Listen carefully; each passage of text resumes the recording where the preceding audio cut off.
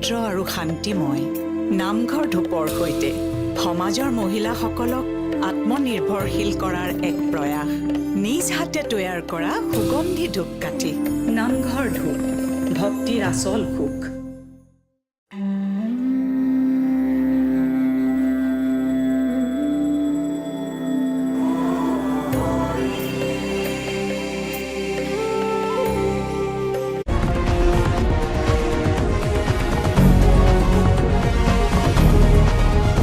Coming up from the Northeast Live Studios in Guwahati, Point of View with Wasbir Hussain.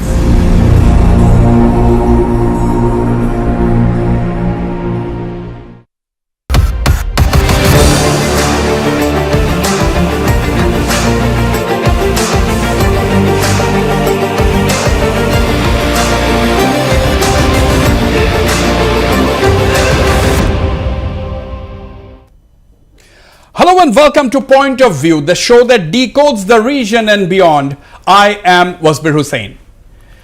Elections in Assam are just about 3 months away. The ruling BJP and its allies are confident of snatching a victory for the third consecutive time. That means the BJP is confident of a hat-trick by riding on its development and identity pitch. The Congress is trying to put up a contest and is trying to cobble up a coalition of sorts, and that is a huge coalition. Whether it holds or not, whether it actually formulates or not, we'll have to wait and watch. But I have with me this evening senior Assam BJP leader and Union Minister of State for External Affairs, Mr. Pabitra Margherita live. Mr. Pavitra Margarita, welcome to Northeast Live, welcome to my show.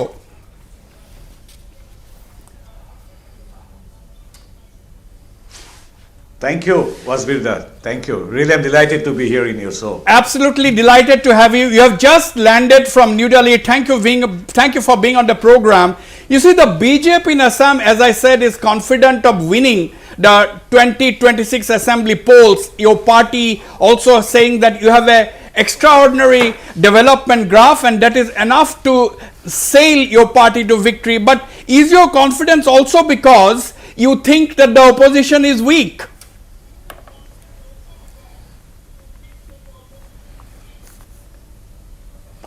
Wasbir, yes, of course we are confident, but our confidence doesn't stem from any perceived weakness of the opposition. Rather, it comes from the trust of the people of Assam that you have earned over the years with our dedicated works, last mile delivery of all the benefits, and in a very transparent manner.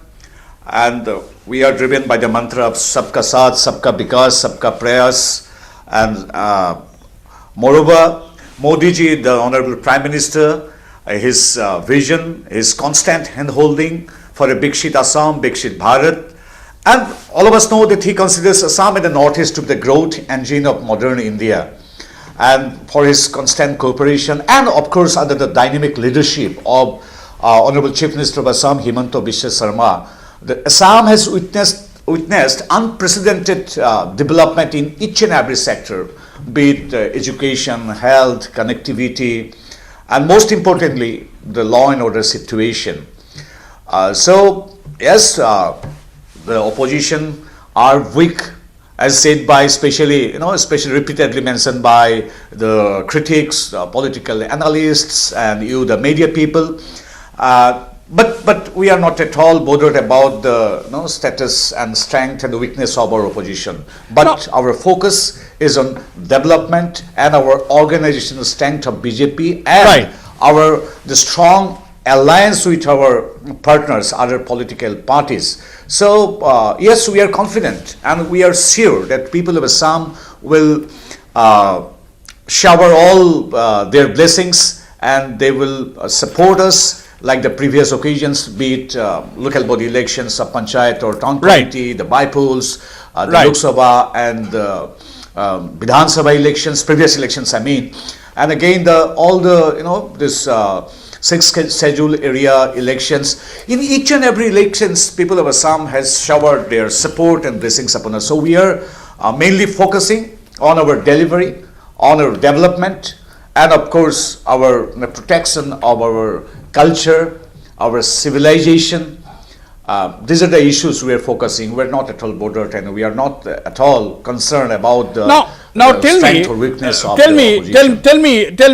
tell me. You know, you have also right now in the past 2-3 minutes you have also harped on the issue of development. Now, please list out 3 main or major achievements of the Himanta Biswa Sharma government in Assam in your words. What are the 3 main achievements according to you?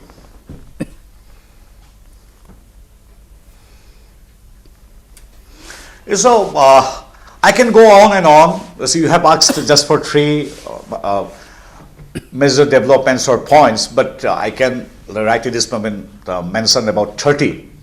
So actually, Assam's this transformation in the terms of economic development, in industrial resurgence, and protection of our art, culture, our civilization.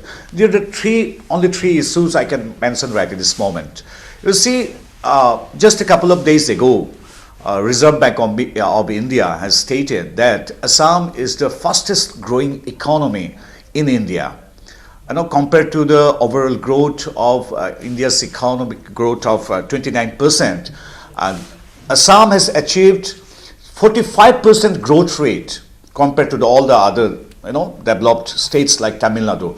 I think Tamil Nadu has gained 39%, and compared to the developed states like Tamil Nadu, Karnataka, Maharashtra, Gujarat, we have gained 45% of development growth rate.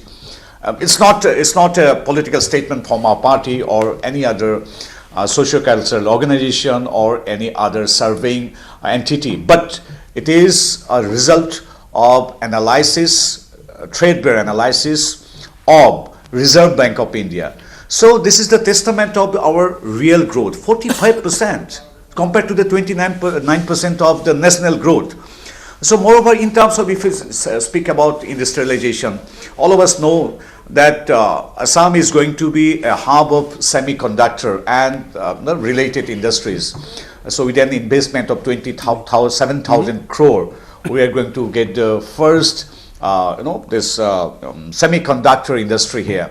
And in a single event of Advantage Assam, we secured 5,18,000 crore rupees investment commitment. Yeah. So this is business, investment, industrialization, and other infrastructural development we have witnessed. So right from semiconductor to connectivity. Now, so 38,000 kilometers of roads are being constructed or reconstructed, and bridges, and elevated corridor, underwater tunnel. So right from infrastructure development to this, this investment and industrialization. Moreover, I must, as I have mentioned about our protection of art and culture, our heritage, our civilization, I must mention one thing, that we are, along with the development, we are dedicated for our civilization also. Just tell me, a few Mr. days ago, Mr. Pavitra Margarita, of India, Amit Shah ji, inaugurated the strip.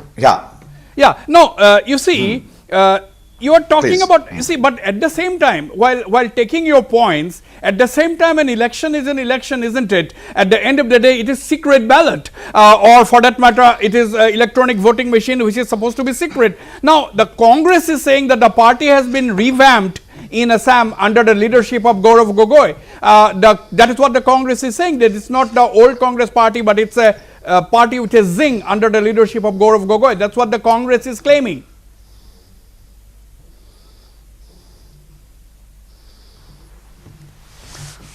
So I do not see any freshness. I do not understand what is being, how they are revamped or re-energized. I do not understand, because even during the days of his predecessors, all the former presidents, he was the de facto decision maker or president of Assam Pradesh Congress Committee. So nothing new.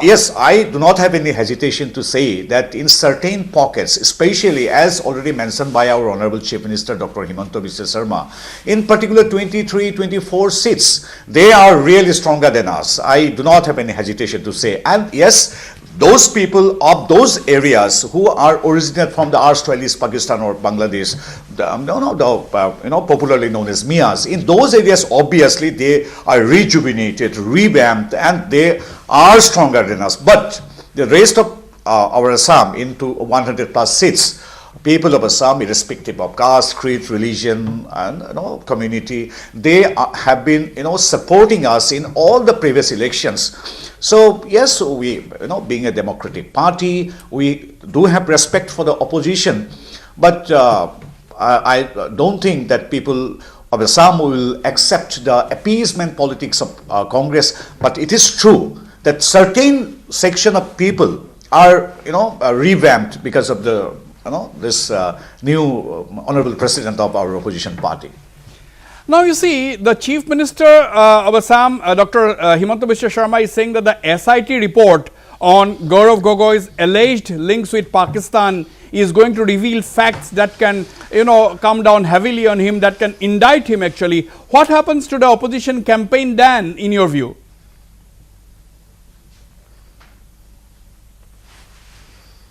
So this is a very sensitive matter pertaining to national security, and it is important to approach it with responsibility. Like you and the people of Assam, I am also eagerly waiting to the outcomes and of SIT.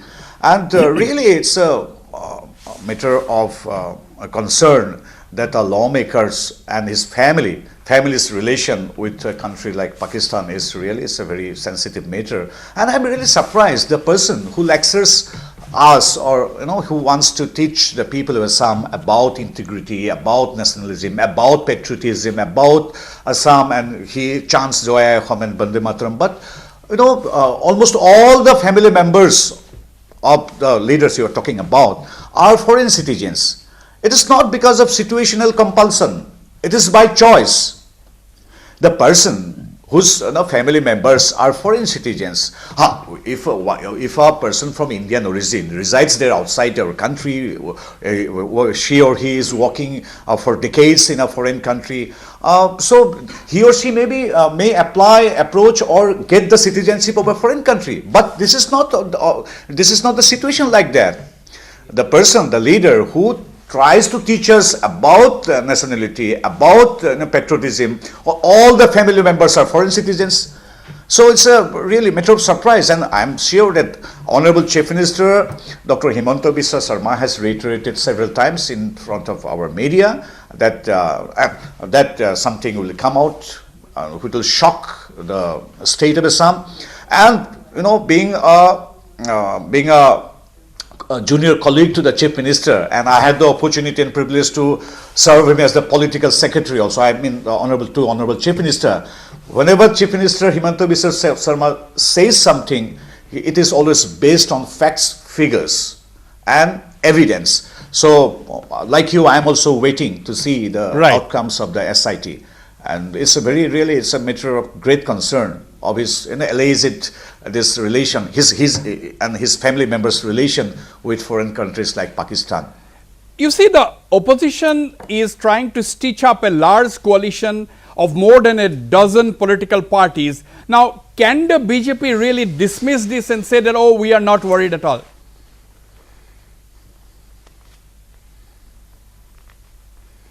So coalitions can be announced easily, but sustaining them is a real test. And this coalition is nothing new, nothing fresh.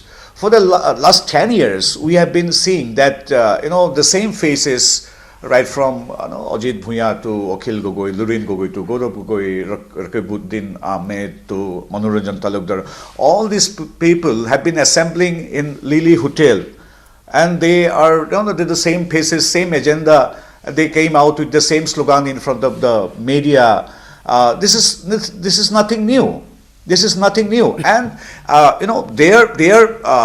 this alliance is driven more by compulsion, not by conviction.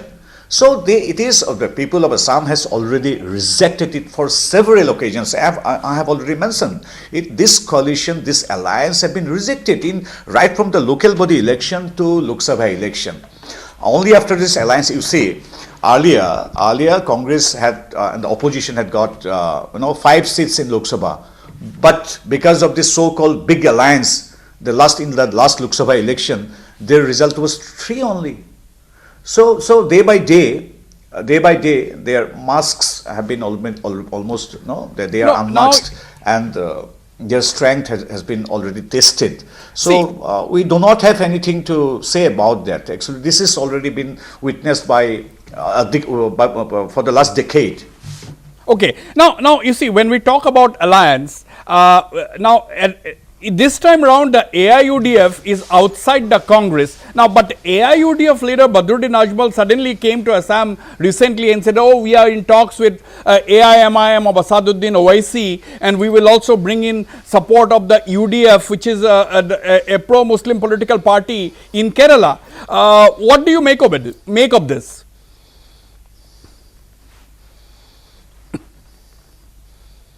So this is a matter of concern for Congress and their alliance. This is not at all a subject for us, because the appeasement politics and to get brownie points by this appeasement politics, and to concentrate on in the region where maximum almost 90 to 100% of voters are originated from the erstwhile East Pakistan or Bangladesh. This particular 23 to 25 seats are the main focus of Ajmal, be it this Oasis group, be it Gaurav Gogai's Congress. They are focusing and concentrating on those seats. So it's not a matter of concern, because this alliance, in front of the camera or Right. You see, we are still, when we are talking about alliance, now you have yourself said that you are strong with your alliance partners, but take the BTR. When you saw that the UPPL has lost, which was your ally, you suddenly shifted to the BPF. Now BPF is your ally, but UPPL is still saying that it's also a part of the NDA. Now, what will be the equation like as far as the assembly election is concerned?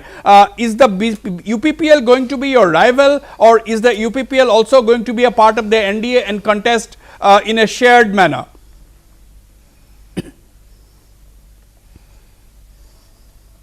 So we have utmost respect for each and every alliance partner. When we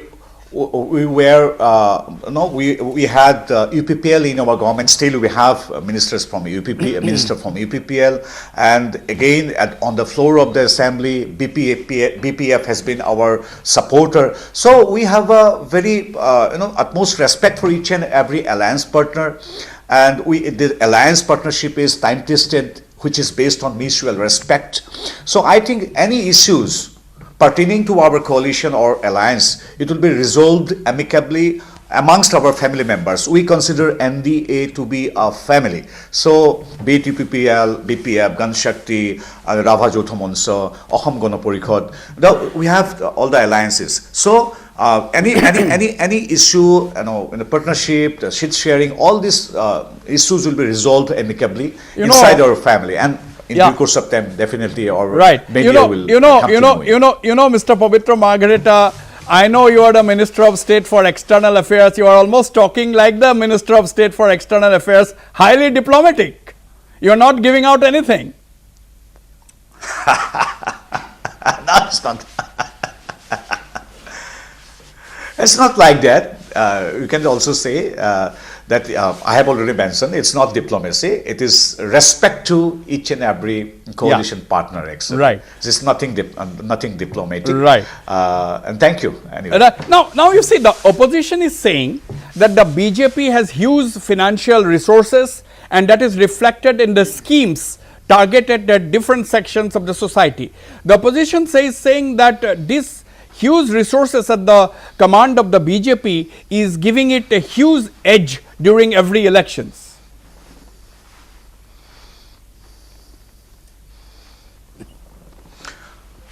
it's their perspective. Our BJP is world's largest political party with over 20 crore members. In Assam only, there are 6.5 million members are in Assam Pradesh BJP, that is 65 lakhs. So we have unmatched organizational strength driven by our Karyakartas who work selflessly day and night among the people. The strength comes from the ground, not from the boardrooms. So, it is unmatched. So we are powered, energized, strengthened by the dedication of our Karyakarta. So this is the strength, and from their perspective, Congress says about our resource, our infrastructure. But thing is that they should not forget that we have 20 crores of Karyakartas. This is our real strength. Our strength is our Karyakarta and our leaders. Leaders like Narendra Modi, under the visionary leadership of Narendra Modi. So India is now becoming the fourth strongest, largest economic power in the world.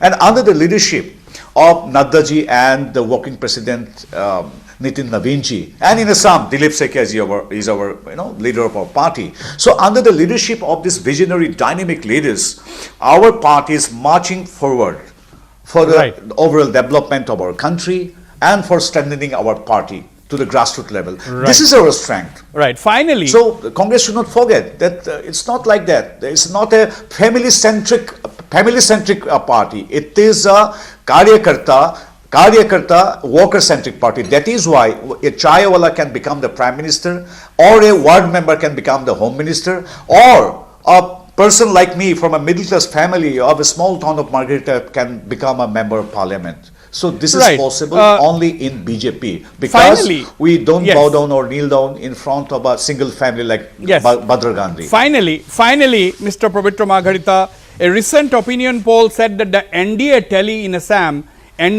in Assam could touch the 90 mark. What is your prediction, or do you believe in predictions at all?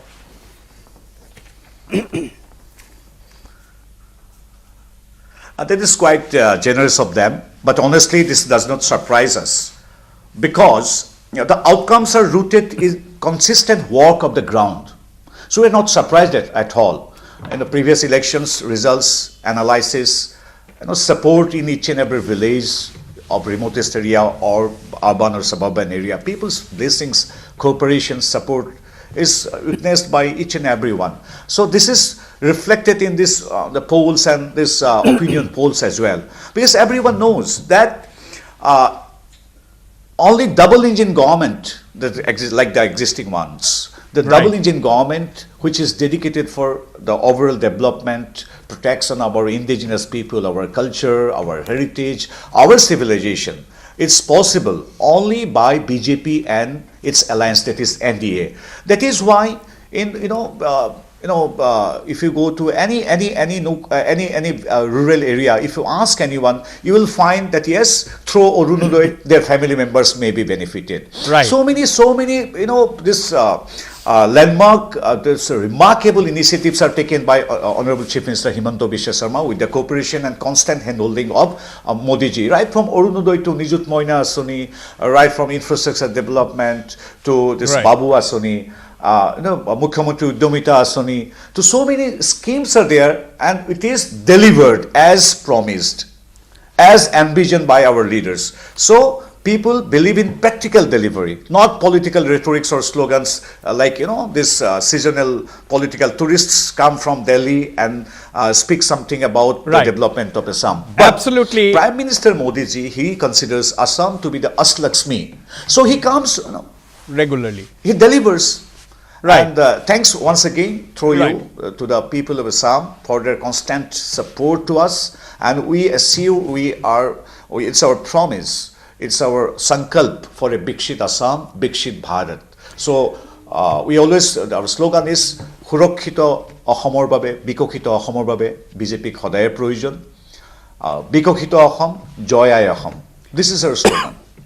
Absolutely. This is our motto, this is our mantra. Mr. Pavitra Margarita, thanks for taking time out to speak to me. Thank you very much indeed.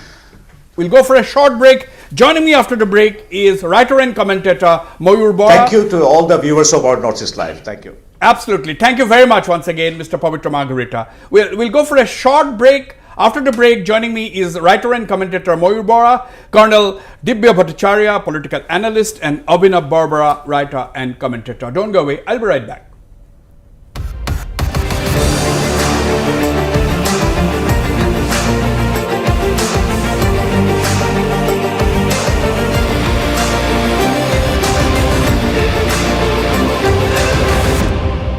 আপোনাৰ সৈতে আপোনাৰ বন্ধু হৈ থাকিব তিনিটা সাইজত উপলব্ধ WhatsApp মম নতুন episode drop হৈছে না মোৰো নতুন পিম্পল এপিসোডটো ড্ৰপ হ'ল এপিসোড 1 ইয়াত আছিল এপিসোড 2 ইয়াত এপিসোড 3 তেন্তে পিম্পল এপিসোড স্কিপ কৰা নতুন 5 পাৰ্টস অফ নিমৰ হৈতে 5 পাৰ্টস অফ নিম যুক্ত নতুন বেষ্ট এভাৰ হিমালয় পিউৰিফাইং নিম ফেস ওয়াশ ই পিম্পল আঁতৰাই পুনৰ ঘূৰি অহাত বাধা দিয়ে পিম্পল এপিসোড স্কিপ কৰক इन्हें देखिए छुप के ब्रिटानिया गॉगल्स खा रही है छुपाना भी चाहिए आखिर गॉगल्स बन गया है सॉफ्टर टेस्टियर और फ्रूटियर ब्रिटानिया गॉगल्स माउथफुल ऑफ टिंग কুমলে চন্দত অনাবিল আনন্দ সেয়েহে মুখত নোহাঁহি যে কৰিব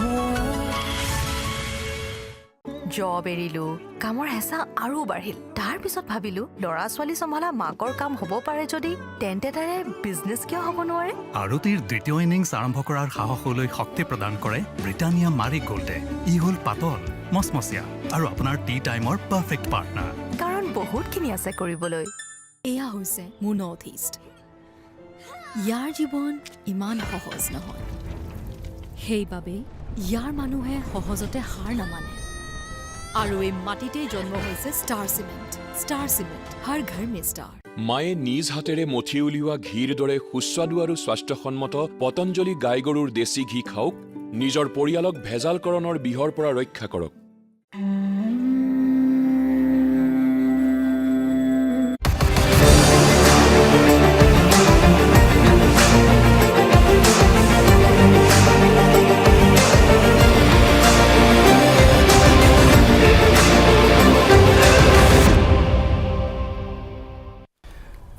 Okay, let me go direct to Mayur Bora. Mayur, you have heard the BJP leader and Union Minister Pabitra Margherita sounding quite confident. Of course, that is expected of the ruling party. My question is, the BJP thinks that it is going to bulldoze its way to a third term in the state, riding on its development and identity plank. My question to you is, what do you think could be a reasonable counter from the opposition to this plank of development and identity? See, first of all, at a personal level, it is deeply gratifying to see a person from Pavitra Margarita, as he himself has mentioned, from the humble background of Margarita, to evolve into a very, very diplomatic, restrained, circumspect leader, and who has told about, without looking arrogant, he has been able to successfully deliver what his party has been doing for the state of Assam and in general in the state, in the country. That I think personally, I think he will deserve a lot of appreciation from many people who are otherwise not very supporter of the party. Having come to the point that he is sounding very, very confident. Obviously, before the election, he will sound confident. But other day also, I told you the opposition unity, which people have already been talking for last many months now, but we are yet to see the light at the end of the tunnel. We see a squabbling, we see a opposition who keeps on fighting in public, in front of television cameras, and for 100 seats, for 25 seats, and all types of quarreling we have been seeing. We have not seen a genuine and earnest desire in respect of all the three important functionaries of the opposition parties to cobble up something very earnest, something in which they believe in. Until and unless the three opposition leaders, if they do not believe in what they are going to erect a counter narrative to this strong narrative of BJP, how do you expect the general people of Assam to believe in that? See, I don't grudge the general people of Assam. You go to 2021 assembly election, they have shown in a constituency from Upper Assam, Sibsagar, Akhil Gogoi has won despite being in jail. Then Gaurav Gogoi has proven 1.5 years back from Jorhat, in 9 assembly constituencies he defeated Topan Gogoi, the BJP candidate, and eventually won. But thereafter, if you see the opposition parties, only because of their selfish interest, they are squandering like this, and Pavitra Margarita was absolutely right. He is attributing everything to compulsion, not due to conviction. But on the similar plan, Wasbir, I have a question for BJP also. I also feel, despite doing so much in comparison to the earlier political parties, why they have to keep on saying on one hand, without very honesty, without that sort of earnestness, that sabka saath sabka vikas, but on the same time as the election approaches, they will be employing all kind of divisive politics, they will be deploying all sorts of polarizing rhetoric to divide among people. I have main grudge against BJP on that. Whatever work they have done in terms of jobs for more than 1 lakh people, the infrastructural, the industrial resurgence, infrastructural thing like the Shahid Memorial we have seen in Guwahati, the Bhatadroba Kendra, which has become the Swabhiman, the self-respect of the people of Assam, they have done it so beautifully. Of course, there will be some hue and there, some controversy will be there. But by and large, if you compare with the earlier time, they have done a lot. But despite doing that and despite harping that our Prime Minister keeps on telling Sabka Saath Sabka Vikas, I fail to understand then when they are so confident that we will be getting 90 seats, we will be getting 100 seats, why can't they take a risk of winning only 75 seats by toning down their divisive rhetoric and polarizing narrative that they keep on employing, because it is bad for the state of Assam. Ultimately, we want statesman-like quality from the Honorable Chief Minister Dr. Sharma, because he is capable of that. But I don't know why he always takes the shortcut of dividing people in the, especially before the time of election. As an ordinary citizen, my honest appeal to the Honorable Chief Minister to tone down on this and try to win the election on development plan, because they have done quite a lot in the state of Assam in the last 4 or 5 years. Okay, let me take this same, more or less the same question to Colonel Dibya Bhattacharya. Colonel Bhattacharya, you know, do you think that we all know the BJP's plank? This was elaborated and described by Pabitra Margherita also a short while ago, which has been categorically stated by the Chief Minister, who is the election mascot of the BJP in Assam, that development and identity will be their main plank. What is a solid counter from the opposition going to be? Do they have one, or they are still looking for it?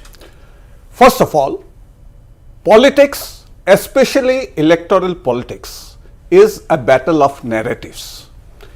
And in today's Assam scenario, I have seen that it is the BJP and its allies which are setting the agenda. Whereas the Congress at present has no counter to it. The second aspect is about leadership. Whereas in the last month, in December, the Prime Minister, Mr. Modi, as also the Home Minister, both came to Assam. This month, again they are coming on 29th and 19th and 29th. So there has been a surfeit of visits by various important central leaders of the ruling party. However, on the contrary, I do not see anyone from the Congress coming to visit the state. So, therefore, I see that there is a leadership crisis also in the Congress. Along with that, I also see one more thing, is that the Chief Minister, based on an opinion poll, it is seen that the Chief Minister, Mr. Himanta Biswa Sharma, is the most popular politician at present. He is taking the BJP along, and the BJP is benefiting from his popularity. On the contrary, Mr. Gaurav Gogoi, though he is quite popular, that popularity has not transferred into any electoral benefit for the Congress party as a whole. The third aspect which I would say is that there is a scenario or a narrative which has come about that the Congress and the AIUDF are concentrating on only the minority votes, whereas the rest of Assam, especially the lower Assam and middle Assam, excluding certain pockets of upper Assam, the Congress is not seen to be a serious contender. Okay, point taken. Now, coming to you, Avinav Barbara, more or less the same question. What could be do you think the Congress and its allies Whether they have formed alliance or not, that is still not certain, because when Gaurav Gogoi said that we'll be contesting 100 or more seats, Akhil Gogoi publicly went and said the media that I am not at all happy, because Gaurav Gogoi had not consulted us and declared that they are going to contest 100 seats, leaving only 26 seats to the opposition. If the opposition has 12 parties, that means you are going to divide that 26 seats between the 12 parties. That's not the question. Question is, do you think that the Congress, or for that matter the opposition, has a equally solid narrative or counter to the BJP's development and identity plank? Because you have heard Pavitra Margherita using the word civilizational issues that they have been able to deal with. Abhinav. You're right, Wasbir, that the government, when it comes to setting the agenda, has largely been successful. We have to see that the opposition has also not been trailing behind when it comes to at least raising issues like price rise or trying to puncture the narrative of development that the government is trying to erect. However, when you go to the ground, you see that the popular perception is that a lot has happened in the last 5, or for that matter, the last 10 years. And at the same time, if you look at the different regions of the state as well, you see that mostly people have a positive association with the government in terms of the work that they are doing.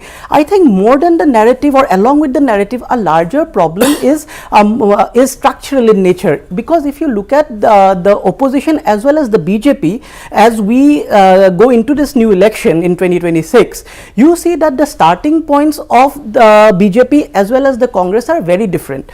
If you take the 2024 election results as a reference point, you see that in terms of the overall vote share, both the Congress and the BJP got largely the same amount of the same proportion of votes, around 37%. But when you actually delve deeper and look at the regional patterns of the support bases of the Congress as well as the BJP, you see that the Congress's electoral support is quite narrowly concentrated in certain pockets, whereas in case of the BJP, it is much more diffuse. And I think this is where the larger crisis for the opposition, particularly the Congress, lies. Let me give you an example. In terms of vote share, if you look at the 2024 vote share regionally, if you look at just the lower Assam belt, you see that actually the Congress's vote share is 2% more than that of the BJP and its allies. But the moment you actually turn your focus to Upper Assam and the North Bank, you see that in Upper Assam, the Congress continues to trail behind the BJP by 8%, and in the North Bank, the Congress and its allies continue to trail behind the NDA by a whopping 20 percentage points, which shows that in terms of even forging a social coalition as well, the party has actually been lagging behind. It has tried to actually appeal to the Assamese voters by raising a number of issues, but the point is that when you do not have an effective organization on the ground, it is actually difficult to translate a narrative into a potent electoral issue. Let me take this to Mayur Bora. Now, what if I have understood Abhinav correct, the Congress doesn't seem to have a pan-Assam support base, or I would not use the word pan-Assam appeal. At least they don't have a pan-Assam support base. Now, if that is the case, I will not use the word, I will not use a particular word. I am saying that they are basically appears to be banking on the support of the migrant population or people with migrant origins. What is your take on this? No, I think Abhinav is absolutely right, because he was telling based on data. When you talk about, forget about 20% in the the northern Assam part, 8% in Upper Assam, and Congress, they are having some sort of organization, but because of Congress, the main problem with the Congress or centrist party is that if they remain out of power for quite long, the rank and file will not remain with that particular party. It's not that all the bad people are assembling in Congress, it happens in different geographies of the world, like centrist party, this is an issue. But Congress somehow in Assam, they are in some sort of wilderness despite winning the Jorhat seat in 2024. Yes. That's why I keep on telling they have squandered organizational, whatever little they have, many of the things. BJP have also used their own nefarious way of like bringing more people or important leaders to their fold, which any political party will do. Congress also is trying to do. I would have given Congress or other opposition parties a high ground, but in the newspaper you always find that opposition parties also take pride in the fact that someone someone from BJP or ruling party has joined. So this is this kind of competitive populism in terms of welfare measures, as has been done by BJP and other parties, they announced that in their manifestos, and whatever they are doing, it is no different from the BJP what they are doing. See, you cannot take a moral high ground and take the people and voters for a ride saying that we'll do things differently. Until and unless your three Gogoi thing is come out of that symbolism, and that symbolism is also going to affect them very hard. I don't know why they are not listening. Symbolism without substance is not going to carry forward the legacy of the party or the expectation of the party in the face of the huge juggernaut or the behemoth that is coming with lot of might, lot of muscle power, plus the polarizing rhetoric, plus the developmental work. So BJP has done everything, employing polarizing narrative, doing work, then welfare measures, and after that the kind of might they have in terms of 65 lakh, Pavitra Margherita has already told. You don't have to, I think it is not rocket science to understand how their coffers are full. They are financially also very strong. So in that context, some opposition leaders will go to a hotel in Guwahati, will go to a resort outside Guwahati, and occasionally announcing and hoping that people of Assam is going to stand behind us. I think this is too much from it's very unreasonable to expect from the people. Wasbir, I think we should also take a more realistic view of the multi-party coalition that the opposition keeps on talking about. Because see, the premise of a coalition, a pre-poll coalition, is that different political parties would pull in their strengths and thereby lead to prevent a division of votes. Yeah. But in the case of the opposition, if you look at the actual state of most of the political parties bearing the Congress, they do not actually have the wherewithal to kind of consolidate support in the way that it actually comes out on paper. On paper, even if in 2021, even if you look at the number of parties that are part of these kind of efforts, there might be a lot of parties. But say for example, a CPIM, a CPIML, a Rise or Dol, or even AJP. You talked about the recent survey. I also went through the report. Yeah. Even I think that report has given only the Senga and the Sipsagar constituency to the Rise or Dol. Now the point is that the Congress as well as these opposition parties, probably 5 years ago, these two regional parties in the backdrop of the Kai agitation, they had a larger appeal than is currently the case. When I got your call last afternoon, I actually ran a simulation. What I did was that I took the 2021 result, combined the runners up and the third position candidates in places where the BJP had won, and in 2021 what would have happened is that the NDA would have lost a whopping 16 number of seats, and the BJP's tally from 60 it would have come to 47 had all these parties gotten together. But that kind of a groundswell or even basic appeal for these opposition parties bearing the Congress does not exist, and probably that is why Gaurav Gogoi also keeps on talking about offering just 23 seats to them, and in the opposition parties as with the other parties, mostly it seems that they want to piggyback on the Congress rather than having their own independent support. Because Actually, no, Deepa, let me, sorry to interrupt. I have a question for you. Yeah. Now, you see, you know, what we are seeing is that's what Gaurav said, Avinav said. Avinav said that basically, I'm just simplifying the thing. Yeah. BJP has alliance partners who are absolutely they have the track record of winnability. Right. They have already demonstrated that they are winners. Now, you see the BTR, the moment the UPPL lost, they tied up with the BPF, which has won the maximum number of seats. So that may translate into the assembly election result, because BTR has 15 seats. So it's a solid block. So BJP, from their point of view, they must have, it was a master stroke immediately to leave the UPPL and go with the BPF, because the BPF had demonstrated its winning capability as far as the elections are concerned, and the assembly elections are round the corner. Yeah. Now, do you think that is also one of the big minus points as far as the Congress is concerned? Because none of their alliance partners, except one seat in Rise or Dol, none of their alliance partners have a track record of winning. I agree on that. The interesting part is, we have talked about 15-16 parties getting together to form an alliance with the Congress. Yeah. But if I were to take the voter share or the voting percentage in the last assembly elections, the Assam Jatiya Parishad, AJP, contested 82 seats out of 126. Yes. And won nil. And just got 3.2%. Whereas we have talked about Raijordal. It contested 29 and it won only 1. And if you see its voting percentage, it was 0.8. And rest of the 13 odd parties which are talking has no presence at all. Yeah. And in fact, in the last elections, it was in alliance with the AIUDF. I have also talked about that leadership crisis. I will specify and give an example. Let's go back in history. In 1967, which a lot of people claim was the one of the best assembly composition of assembly with stalwarts like Bhupen Hazarika, Gaurashankar Bhattacharya, etc. coming in.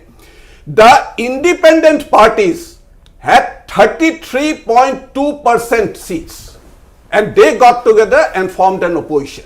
So today we do not have such a leadership in which alliance partners, so-called alliance partners can be pulled together, whereas in that time independents have got together. So that is the leadership crisis which I was talking about. Okay. But politics has also undergone a sea change. Like in 78, we have more than 20 people from the left also, as you have rightly mentioned about 67. Now the politics is very, it's a open fact. Everyone has to admit. It depends on money, muscle, might, and all other things. All other things. Yeah. But I was talking about the leadership qualities also. Leadership. When AJP last time Lurinjyoti Gogoi, that's why I feel very bad. He also got more than 4 lakh votes in his contest against Sarbananda Sonowal. But where they have squandered, there is no organizational, and in a way on a lighter vein, Wasbir, I feel if I can include and use an umbrella term of journalism, and if I can include all the portals also, there are proliferation of these portals and lot of people, I have got high regards for them because I respect dignity of labor with booms, and they keep on moving, and many of them moving after opposition leaders and all kind of leaders, not only BJP leaders also, and moment they see a zoom, they will come forward. They will use all kind of sloganeering rhetorical statement, hoping that somebody watching in some corner of Assam will be deeply motivated and ultimately will come on the polling day and vote for us. They are living in fool's paradise. They are living in fool's paradise. That's why I feel very angry with them, disappointed. It's not my personal anger. I want the democratic forces to take firm roots in the state of Assam so that we get a better governance either from BJP or from their opposition. But when the opposition leaders will keep on fighting and will not do the actual work, then I think we are taken for a ride. I am angry because the ordinary voters are taken for a ride by certain section of the politicians. Now, let me take this to Abhinav. Do you think that the opposition parties lack a grassroots connect? Now, the figures which Colonel Bhattacharya just gave, Dibya, he said that 0.8 is the total votes polled as far as the Raijordal is concerned, and it is 3.2% of the votes polled as far as the Assam Jatiya Parishad is concerned. This was in the 2021 State Assembly election. Now, what does it reflect? Does it reflect a lack of a grassroots connect within the Congress and its allies, so-called allies? Take the case of the BJP and the way it had actually formed in 1980 to its entire trajectory of becoming the largest political party in the world. There was genuine party building initiatives that were involved and over a protected period of time. In case of the new political parties that were formed in the aftermath of the car agitations, do we actually see any kind of serious party building efforts? If you look at it, none of these political parties, they are mudslinging at each other, but none of these political parties probably have undertaken any kind of a serious party building effort on the ground.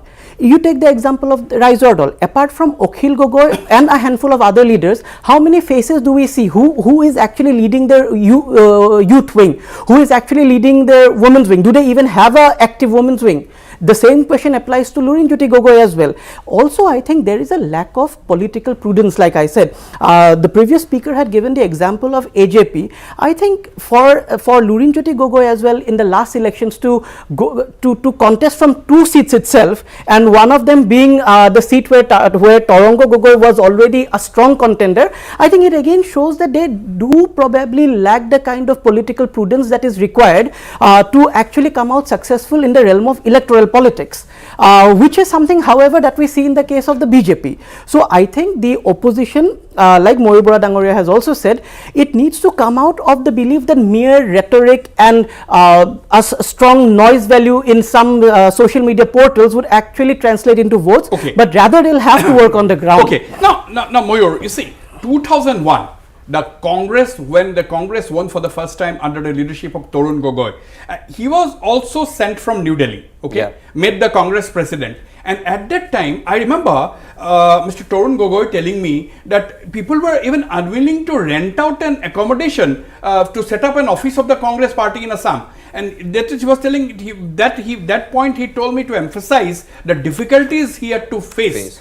Despite that, the Congress won the 2001 and continued for the next 3 terms. Now the point is, you have said that how the Congress and the other parties had squandered. They were in a good position, but they squandered their standing. Now, what do you make of this? How did the Congress make it in 2001?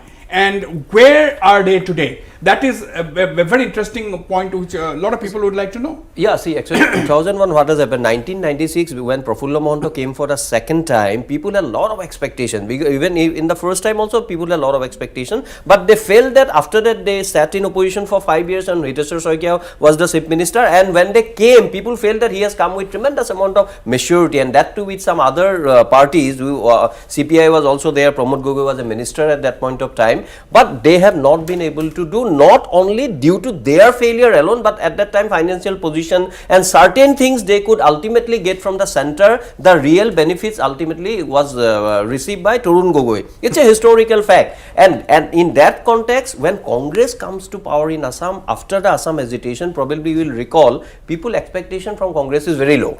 People did not have much expectation. Now, they may have some expectation, that's a different issue. But after Assam agitation, when Hiteshwar Soikia came once, Tarun Gogoi came twice. Initial period, they did not have any expectation. Then, Tarun Gogoi, that welfare schemes and other scheme and how they have done, and the whole regional forces have been decimated. We have already seen. Right. And ultimately, at that point of time, to erect a counter narrative to Congress, BJP has taken over virtually the many of the regional forces, the tribal leadership, and today they have become unstoppable. And Congress look very, very clueless. I was telling they have squandered the opportunity. I never thought that Congress would have been able to defeat BJP or come to power in the next election. But I thought they would have been able to give a definite kind of rejoinder or definite kind of earnest counter narrative to Congress, which they failed. Yeah. And because of their follies and foibles only. That's my only point. Dibya, a lot of people are saying that this is this talk going on. I'm asking this to Avinav as well. I don't have much time, about 5 minutes or so I have. Now, Dibya, a lot of people are saying that actually Gaurav Gogoi, the new president of the Assam Congress, he's not looking at 2026, but he's actually looking at 2031. Possibly. Because if you see, the BJP is not talking of only majority, it's talking of 90.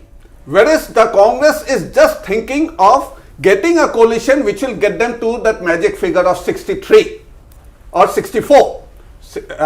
So, I find that the Congress is at the moment trying to create a base. But unfortunately, they have got confined to only certain pockets, and that is where the problem is. The Congress is not concentrating on issues which are there with the common man on the ground. Whereas price rise could have been an issue which they could have raised, but they have failed, and in fact there has been a lot of conflict between the leaders within the Congress. Yeah. And that has led to a situation where I think it is being pulled in different directions. Okay, Avinav, can price rise be an issue at all in today's Assam? Because we have so much schemes targeted at specific communities. There are schemes from tea garden community, there are schemes for women, there are schemes for widows and so on and so forth. So do you think price rise can be an issue at all in Assam now? See, when I go to the ground and I interview respondents, of course, people sometimes would mention about rising prices. Yeah. But there is a tendency to also normalize price rise by saying that yes, prices keep on rising from year to year. Number one. At the same time, let us also remember that only one single issue has never or hardly matters and hardly shapes an electoral narrative. There is a composite set of issues that will actually determine how a voter finally makes his or her mind on the day of the elections. Thirdly, of course, welfare deliveries which are being made in a very transparent manner and without leakages. I think that is also helping the BJP in a great way, and that is something that Pabitra Margherita also began by saying. I think it's an irony for Indian democracy that normalizing the real issues, whereas invoking the underpinnings of primordial politics, for which I don't blame any particular party, but definitely I think BJP has to share a certain amount of burden for that. I think it has become an irony and unfortunate development also in the recent times. I can only hope as an ordinary citizen with tremendous faith in Indian constitutional norms and mores and manners that things will be better, and Dr. Himanta Biswa Sharma, Mr. Modi, everyone will try to be a statesman and in truly carry forward sabka saath sabka vikas without employing the divisive rhetoric that they occasionally do before the poll 20 times. seconds, Dibya. Final comments. Ultimately, in today's world and in today's politics, it is about who crosses the finishing line, who comes to power. Right. And the primacy is coming to power. Avinav, 20 seconds. The BJP needs to retain what it already has, and the challenge for the opposition is to expand and challenge and take away what the BJP already has. I think for that, the opposition really needs to radically re-alter their game. As I always say, voters are the king as far as elections is concerned. Nobody can take anything for granted. Yes, there can be edges, there can be advantages, but the BJP has already made its intentions clear. It is aiming at a hat-trick in Assam, riding on its plank of development and identity, and we have to wait and watch whether the Congress and its allies actually consolidate and come up with a counter narrative to actually put up a contest in 2026. Until then, we'll wait for the next debate on this discussion. Don't go. We will be right back with another debate on the Assam elections. Thank you for watching.